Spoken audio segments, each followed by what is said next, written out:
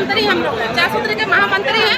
यहाँ हमारे बूथ का सारा सम्मानित किया जाता है। हम महिला लोग के घर छोड़ के आते हैं, हम लोग कोई इज्जत मान मर्यादा नहीं है। हम लोग का फैमिली नहीं है, बाल बच्चा नहीं है। हम लोग सारा समय हम लोग बीजेपी के देते हैं, तो क्यों देते हैं? वो हमारा सम्मान नहीं है तो फिर हम बीजेपी को क्यों सम्मान करेंगे?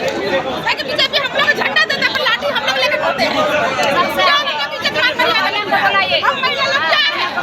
महिला लोग को घर द्वार नहीं है। कहाँ से हैं आप? क्या नाम हुआ आपका? 4 सूत्र का महामंत्री है। क्या नाम हुआ आपका? मंजू देवी। बोकारो में भाजपा के द्वारा किया गया बूथ स्तर के कार्यकर्ताओं को सम्मानित। भाजपा के प्रदेश अध्यक्ष बाबूलाल मरांडी हुए उपस्थित। वहीं महिला कार्यकर्ताओं को सम्मानित नहीं किए जाने से नाराज दिखी महिलाएं, हुआ हंगामा। बोकारो में चास स्थित दीपांजलि पैलेस में भाजपा के द्वारा निर्धारित बूथ स्तरीय कार्यकर्ता सम्मान समारोह का आयोजन किया गया।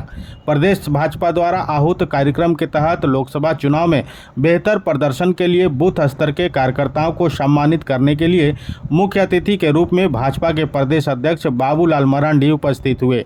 वहीं मंच पर बोकारो विधायक बिरिंची नारायण और जिला अध्यक्ष जयदेव राय सहित कई नेता भी मौजूद थे, जहां से भाजपा के बोकारो विधानसभा अंतर्गत 2500 बूथ कार्यकर्ताओं को सम्मानित किया गया।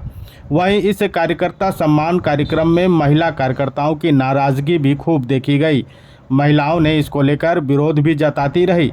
महिला कार्यकर्ताओं ने भाजपा के ऊपर महिला कार्यकर्ताओं को अनदेखी करने का आरोप भी लगाया और हंगामा भी हुआ।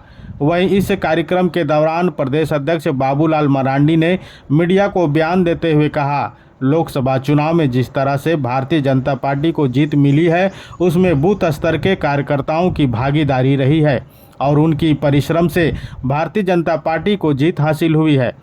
केंद्र में 3 बार मोदी जी की और एनडीए की सरकार बनी है, तो उसमें बूथ स्तर के कार्यकर्ताओं की जिम्मेदारी और उनके नेतृत्व का योगदान रहा है। इसलिए पार्टी ने यह निर्णय लिया है कि ऐसे बूथ कार्यकर्ताओं को सम्मानित करने के लिए पूरे झारखंड के सभी विधानसभा में सम्मान समारोह कार्यक्रम आयोजित किया जाए और पार्टी के प्रति उनके विश्वास और लगन को देखते हुए हम कह सकते हैं कि आने वाले विधानसभा चुनाव में फिर से एक बार झारखंड में एनडीए की सरकार बनने जा रही है। हम लोग 4 सूत्र के सारे कार्यकर्ता हम लोग हैं, 4 मंत्री हम लोग हैं, 4 सूत्र के महामंत्री हैं।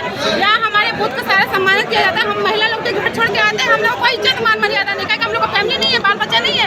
हम लोग सारा समय हम लोग बीजेपी के देते हैं, तो क्यों देते हैं? वो हमारा सम्मान नहीं है तो फिर हम बीजेपी को क्यों सम्मान करेंगे? ताकि बीजेपी हम लोग झंडा देते हैं, लाठी हम लोग लेकर घूमते हैं। हम महिला लोग क्या है? महिला लोग को घर द्वार नहीं है। कहाँ से हैं आप? क्या नाम हुआ आपका? 4 सूत्र का महामंत्री है। क्या नाम हुआ आपका? मंजू देवी। भारतीय जनता पार्टी के बूथ स्तर के जो कार्यकर्ता हैं, जिन लोगों के मेहनत और परिश्रम के बदौलत आज पार्टी यहाँ तक पहुँची।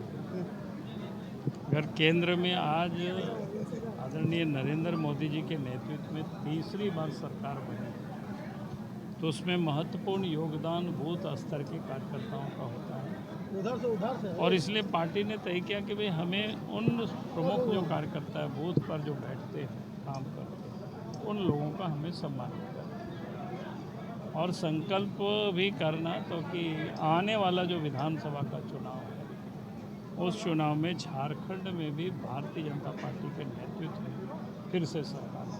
क्या लग रहा है आगामी विधानसभा में कितना सीट आएगी भाजपा? बिल्कुल, कितना सीट आएगी ये तो मैं नहीं कह सकता हूँ कितना सीट आएगी तो उस समय, लेकिन जो 52 सीट इस लोकसभा चुनाव में भारतीय जनता पार्टी या एनडीए गठबंधन ने लीड किया है, तो हम उस 52 के प्लस ही जाएंगे, पीछे नहीं। लोकसभा में देखा गया कि संथाल में मतलब काफ़ी स्थिति कमजोर रही, उसको कैसे पाटेंगे आप लोग? नहीं, मैं कहीं कमज़ोर नहीं, मैं तो बता रहा हूँ ना कि झारखंड में हम 53 सीटों पर हमने लीड किया है एनडीए गठबंधन, तो पीछे कहाँ रहे?